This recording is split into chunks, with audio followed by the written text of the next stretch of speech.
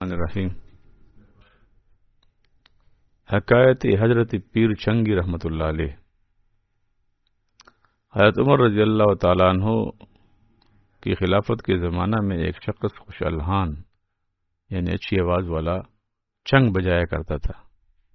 اس کی آواز پر مرد عورت بچے سب قربان تھے۔ اگر کبھی مست ہو کر گاتا ہوا جنگل سے گزر جاتا تو چرند پرند اس کی آواز سننے کے لیے جمع ہو جاتے۔ رفتہ رفتہ جب یہ بوڑھا ہوا اور آواز پیری کے سبب بدی ہو گئی تو عشاق آواز بھی رفتہ رفتہ کنارہ کش ہو گئے۔ جب اس کی آواز خراب ہو گئی تو جو لوگ اس کی آواز کو پسند کرتے تھے وہ آہستہ آہستہ دور ہوتے ہو گئے، اس کو پسند نہیں کرتے تھے۔ اب ادھر سے گزرتا کوئی پوچھنے والا نہیں، نام و شہرت سب رخصت ہو گئے اور ویرانے گمنائی میں مثل بوم ٹکرانے لگا اور فاقوں پر فاقے گزرنے لگے۔ خلق کی اس خود غرضی کو سوچ کر ایک دن بہت مغموم ہوا اور دل میں کہنے لگا کہ اے خدا، جب میں خوش آواز تھا تو مخلوق مجھ پر پروانہ وار گرتی تھی، ہر طرف میری خاطر تواضع ہوتی تھی۔ اب جب بڑھاپے سے آواز خراب ہو گئی تو یہ ہوا پرست یعنی نفس والے بندے اور خود غرض لوگ میرے سائے سے بھی گریزاں ہو گئے۔ ہائے، ایسی بے وفا مخلوق سے میں نے دل لگا لیا۔ یہ تعلق کس درجہ پرفریب تھا، کاش میں آپ کی طرف رجوع ہوتا، کاش میں آپ کی طرف رجوع ہوا ہوتا اور اپنے شب و روز آپ ہی کی یاد میں گزارتا اور آپ ہی سے امیدیں رکھتا تو آج یہ دن نہ دیکھنا پڑتا۔ پیر چنگ دل ہی دل میں نادم ہو رہا تھا اور آنکھوں سے آنسو بہہ رہے تھے کہ اچانک جذب غیبی نے اس کے دل کو اپنی طرف کھینچ لیا۔ جو گرے ادھر زمین پر میرے اشک کے ستارے تو چمک اٹھا فلک پر میری بندگی کا تارا۔ جو گرے ادھر زمین پر میرے اشک کے ستارے یعنی میرے آنکھوں کے جو قطرے تھے وہ زمین پر گرے تو چمک اٹھا فلک پر میری بندگی کا تارا، تو اس سے میری بندگی کا جو تارا تھا وہ آسمان پر چمک اٹھا۔ پیر چنگی نے ایک آہ کھینچی اور خلق سے منہ موڑ کر دیوانہ وار مدینہ منورہ کی طرف روانہ ہو گیا اور ایک پرانی و شکستہ قبر کے غار میں جا بیٹھا۔ روتے ہوئے اس نے اللہ تعالیٰ سے عرض کیا کہ اے اللہ، آج میں تیرا مہمان ہوں، جب ساری مخلوق نے مجھے چھوڑ دیا تو اب بجز تیری بارگاہ کے میرے لیے کوئی پناہ گاہ نہیں ہے اور بجز تیرے کوئی میری اس آواز کا خریدار نہیں ہے۔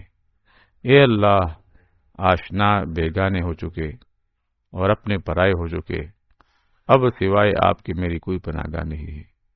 اے اللہ، میں بڑی امیدیں لے کر آپ کی بارگاہ میں حاضر ہوا ہوں، اپنی رحمت سے آپ مجھے نہ ٹکرائیے۔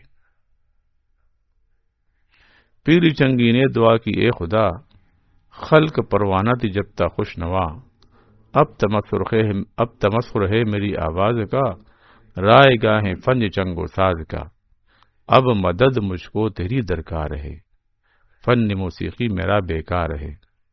آشنا ہے مثل اب بیگانگا، درس عبرت ہے میری سب داستاں، پیر چنگی گرچ بد کردار ہے پر بڑی عالی تیری سرکار ہے۔ اے پناہ ماہورے میں کوئی تو، من بامید رسیدم سوئی تو، کوئی دروازہ نہیں تیرے سوا، چھوڑ کر تجھ کو کہاں جاؤں بھلا۔ ناخن تدبیر گس جانے کے بعد، پردہ اسباب جل جانے کے بعد، پس تیری جانب ہے اب میری نگاہ، ناؤ میری پار ہو از فضل شاہ، ناؤ یعنی کشتی اب میری آپ کے فضل سے ہی پار ہوگی۔ پرانی قبر کے اظہار میں پیر چنگی اس طرح حضاری مشغول تھا اور آنکھوں سے خون دل بہ رہا تھا کہ اللہ تعالیٰ کا دریا رحمت جوش میں آ گیا۔ حضرت عمر رضی اللہ تعالیٰ عنہ کو الہام ہوا کہ اے عمر، میرا فلاں بندہ جو اپنی خوش آوازی کے سبب زندگی بھر مخلوق میں مقبول و محبوب رہا ہے، اب بوجہ پیری آواز خراب ہو جانے سے ساری خلقت نے اسے چھوڑ دیا ہے اور یہ قطعی سلسلہ اسباب اور غم ناکامی اس کی ہدایت کا اور میری طرف رجوع کا سبب بن گیا ہے، اور یہ قطعی سلسلہ اسباب اور غم ناکامی اس کی ہدایت کا اور میری طرف رجوع کا سبب بن گیا ہے، تو اب میری رحمت واسعہ اس کی اس ناکامی کا خریدار ہے۔ سبحان اللہ، اب میری رحمت واسعہ اس کی اس ناکامی کا خریدار ہے. اس ناکامی کو کوئی خریدنا نہیں چاہتا، لیکن میری رحمت اتنی وسیع ہے کہ میں اس کی ناکامی خریدنے کے تیار ہوں. قبول است گرچه ہنر نیست است کہ جز ما پناہ دیگر نیست است. قبول است گرچہ ہنر نہیں، اگر قبول ہے ہمیں اگرچہ اس پہ کوئی ہنر نہیں ہے. کیوں قبول کیا ہے؟ کہ جز ما پناہ دیگر نیست، کہ میرے علاوہ کوئی اور پناہ نہیں ہے. اگرچہ زندگی بھر وہ نافرمان و غافل رہا ہے، لیکن میں اس کی آہوازاری کو اس لیے قبول کرتا ہوں کہ میری بارگاہ کے علاوہ اور کوئی جائے پناہ نہیں ہے. پس اے عمر، آپ بیت المال سے کچھ رقم لے کر اس قبرستان میں جائیے اور میرے اس بندے عاجز و مضطر کو میرا سلام پیش کیجیے، اور پھر یہ رقم پیش کر کے کہہ دیجیے کہ آج سے حق تعالیٰ نے تجھے اپنا مقرب بنا لیا ہے، اپنے فضل کو تیرے لیے خاص کر دیا ہے. اب تجھے پریشان ہونے کی ضرورت نہیں اور نہ ہی مخلوق کے سامنے ہاتھ پھیلانے کی ضرورت ہے. اے عمر، میرے اس بندے سے کہہ دو کہ اللہ تعالیٰ نے غیب سے ہمیشہ کے لیے تیری روزی کا انتظام کر دیا ہے. عرش تک پہنچی تیری آہو بکا، مشتری تیرا ہے خود رب العلا. یعنی اب خریدار تیرا جو ہے رب العلا جو ہے، وہ سب سے زیادہ جو لوگوں کو دینے والا ہے، وہ تیرا خود خریدار ہے. تیرے نالوں میں جو ہے خونی جگر، تیری آہوں میں جو ہے دردی جگر. گر یہ غمناک تیرا ہے قبول، رنج فاقہ سے نہ ہو تو اب ملول. جذب حق سے تو ہوا خاصی خدا، پینک دے اب چھنگ سازی دل ربا. آدما مانی دل بندم بجوئی، ترک قشر و صورت گندم بگوئی. حضرت عمر رضی اللہ تعالیٰ نے جس وقت یہ غیبی آواز سنی تو بے چین ہو گئے اور فوراً اٹھے، بیت المال سے کچھ رقم لے کر قبرستان کی طرف چل دیے. وہاں پہنچ کر دیکھتے ہیں کہ ایک فرسودہ و شکستہ قبر کے غار میں ایک بڈھا چنگ لیے ہوئے سو گیا ہے اور اس کا چہرہ و داڑھی آنسو سے تر ہے. آپ کو اندازہ ہوا کہ انہی اشک ندامت سے اس کو یہ مقام ملا ہے. عمر رضی اللہ عنہ کو اندازہ ہو گیا کہ جو اشک ندامت یعنی اس کی شرمندگی کے جو آنسو ہیں اس کے، جس سے اس کا چہرہ و داڑھی تر ہے، تو اس کو یہ مقام اس وجہ سے ملا ہے. اس کو مولانا رومی فرماتے ہیں، پیر چنگی کے بہت خاصے خدا، حبذا اے سر پنہا حبذا. حبذا کہتے ہیں مبارک ہو مبارک ہو. یہ چنگ بجانے والا بوڑھا پیر چنگی کے بہت خاصے خدا، کب اور کیسے خاصے خدا ہو سکتا تھا؟ حبذا مبارک، اے سر پنہا حبذا، اے راز پنہا مبارک ہو. یعنی وہ چھپا ہوا راز وہ کیا تھا؟ اور اس کی چہرے اور داڑھی پر بہنے والے آنسو کے قطرے تھے. اسی کو صاحب گلزار ابراہیم فرماتے ہیں، اہلیہ لوتی نبی ہو کافرہ، زوجے فرعون ہو وہ طاہرہ. لائے بت خانہ سے وہ صدیق کو، کعبہ میں پیدا کرے زندیق کو. ابو جہل کعبہ کے اندر پیدا ہوا تھا. زاد آزری خلیل اللہ ہو اور کنعانی نوح کا گمراہ ہو. یعنی جو ابراہیم علیہ السلام کے والد صاحب بت پرست تھے اور نوح علیہ السلام کا بیٹا یہ گمراہ ہوا. خلیفہ وقت عمر رضی اللہ عنہ اس قبر کے سامنے باادب کھڑے ہوئے انتظار فرما رہے تھے کہ پیر چنگی بیدار ہوں تو ان سے اللہ تعالیٰ کا سلام پیام عرض کروں. اسی اثناء میں عمر رضی اللہ عنہ کو اچانک چھینک آ گئی، جس سے پیر چنگی کی آنکھ کھل گئی. خلیفہ کو دیکھ کر غلبہ ہیبت سے وہ کانپنے لگے کہ اس چنگ کی وجہ سے نہ جانے مجھ پر کتنے درے پڑیں گے، کیونکہ حد خلافت عمر میں در فاروقی کی شہرت تھی. حضرت عمر رضی اللہ عنہ جب دیکھا کہ پیر چنگی لرزہ براندام ہے تو ارشاد فرمایا کہ خوف مت کر، میں تو تمہارے رب کی طرف سے تمہارے لیے بہت بڑی خوشخبری لایا ہوں.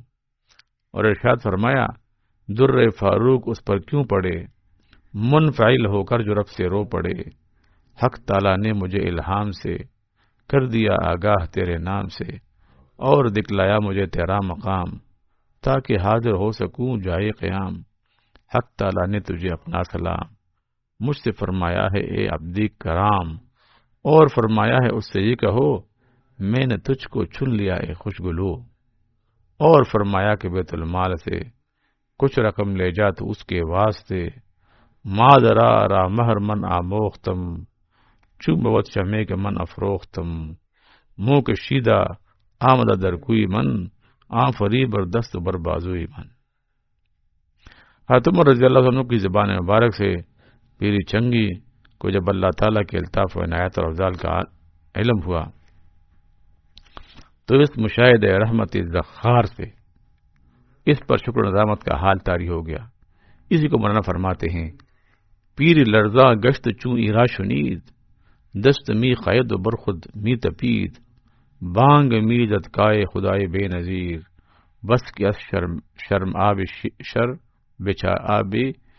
بیچارہ پیر، چوں بسی بگریست وس و از حد رفد و ورد، چنگ را زد برزمی و خرد کرد، گفت اے بودا حجابم از الہ، گفت اے بودا حجابم از الہ، اے مراد راہ زن از شاہ راہ، اے بخوردہ خون من ہفتاد سال، اے جو تو رویم سیاہ پیشے کمال۔